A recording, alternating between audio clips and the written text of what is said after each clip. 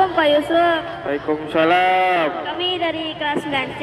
Ya. Izin wawancara. Bisa nggak, Pak? Siap, bisa dong. Oh ya. Jadi pertama-tama saya nanya nih. Menurut Bapak, mengapa pendidikan itu penting? Mengapa pendidikan itu penting? Karena dengan pendidikan yang bagus, kita bisa merubah masa depan kita. Yang mungkin orang tuanya berkekurangan, nah dengan pendidikan bagus mungkin bisa merubah derajat dan martabat dari orang tua. Makanya pendidikan itu sangat penting. Seperti itu. Iya, iya. Terus? Nah, pertanyaan kedua, di mana tempat Pak Yusuf mencari referensi atau inspirasi untuk pembelajaran? Kalau inspirasi bisa lewat media sosial, baik itu Facebook, kemudian TikTok ataupun YouTube yang memang bisa dijadikan buat referensi seperti itu. Jadi media-media sosial yang memang sudah beredar di sini itu kadang-kadang Bapak lihat untuk menjadikan referensi ketika mungkin Bapak mengajar. Oh, iya, iya. Oke, pertanyaan ketiga nih Pak. Apa saja solusi untuk meningkatkan kualitas pendidikan di Indonesia? Pertanyaan ketiga nih Pak, apa saja solusi untuk meningkatkan kualitas pendidikan di Indonesia? Solusi untuk meningkatkan kualitas pendidikan di Indonesia itu yang pertama yaitu adalah memang sumber daya manusia yang kurang memiliki jiwa untuk literasi ya atau membaca. Itulah yang memang kemunduran dari tahun ke tahun. Untuk literasi membaca itu mereka kurang. Makanya ketika memang mau kualitas pendidikan yang bagus adalah dengan membaca, baik membaca buku ataupun membaca secara digital seperti itu. Untuk pertanyaan keempat, siapa tokoh yang paling menginspirasi Bapak untuk terus berkembang hingga saat ini? Kalau tokoh yang menginspirasi sebenarnya memang dari kecil adalah kenapa Bapak jadi guru matematika, salah satunya adalah memang guru matematika Bapak sendiri. Dari SD, dari SMP maupun di SMK, alhamdulillah untuk kuliah pun banyak guru-guru ataupun dosen yang memang menjadi inspirasi untuk Bapak menjadi seorang guru. Jadi seperti itu banyak. Yang salah satu adalah guru matematika di SD maupun di SMP dan SMK. Dari guru sendiri seperti itu. Oke, baik. Ya. Sekarang pertanyaan kelima, bagaimana cara membuat pembelajaran lebih efektif menurut Bapak? Pembelajaran efektif itu menurut Bapak sendiri satu memang berasal dari guru. Bagaimana seorang guru bisa mentransfer pengetahuan maupun keterampilan yang dimilikinya agar peserta didiknya itu bisa untuk menerima ilmu yang disampaikan. Yang kedua adalah tergantung dari muridnya itu sendiri mau belajar atau tidak. Seperti itu. Jadi kalau memang gurunya udah semangat untuk mengajar tapi muridnya tidak mau menerima pelajarannya, maka otomatis ilmu yang disampaikan pun tidak akan menerima. Jadi harus saling terbuka antara guru dan murid. Seperti itu.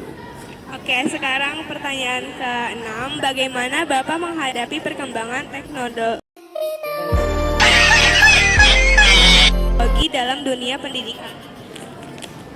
Perkembangan teknologi sendiri, kalau menurut Bapak sendiri adalah sebagai tumpuan atau mempermudah guru untuk membuat media pembelajaran. Jadi dengan teknologi yang maju ini kita bisa manfaatkan semaksimal mungkin agar pembelajaran yang kita laksanakan itu bisa lebih maksimal dan lebih up to date atau lebih terkini lagi. Jadi maju teknologi jangan dihindari tapi kita manfaatkan sebaik-baiknya karena akan lebih mempermudah untuk guru untuk membuat mungkin materi pembelajaran yang lebih interaktif lagi. Seperti itu.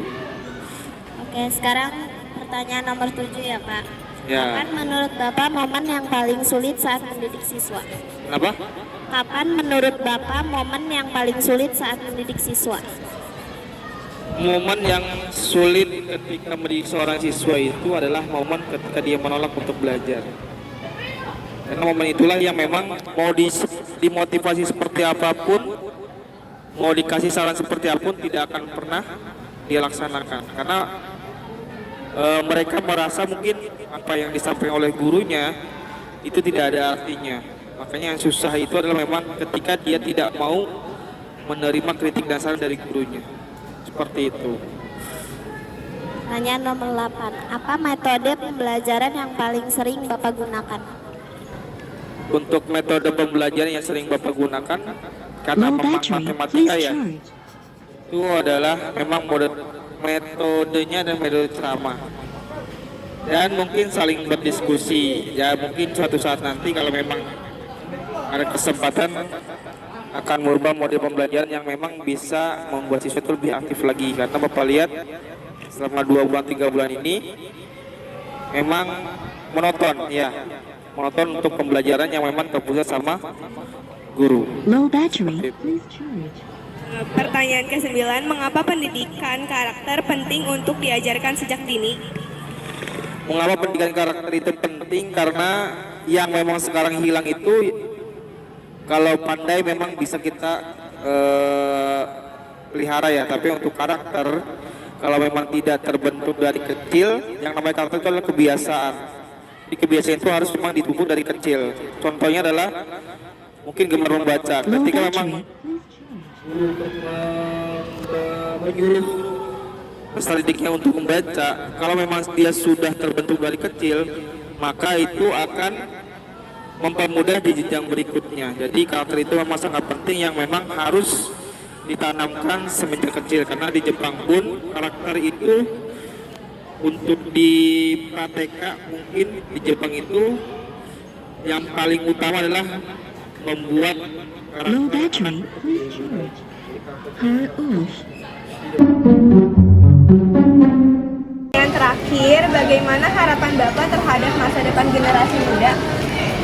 harapan Bapak sendiri, karena memang kita punya cita-cita yang tinggi, yaitu adalah di 2045 yaitu masa emas, maka harapan Bapak untuk di Indonesia yang memang sekarang di usia sekolah itu lebih menghargai waktu untuk belajar agar nanti memang menjadi generasi yang diinginkan oleh bangsa. Itu adalah generasi emas, bukan generasi cemas. Itulah harapan Bapak mungkin 20 tahun ke depan. Ini adalah kalian sendirilah yang memang nanti menjadi tumpuan, apakah nanti memang menjadi generasi emas maupun generasi cemas.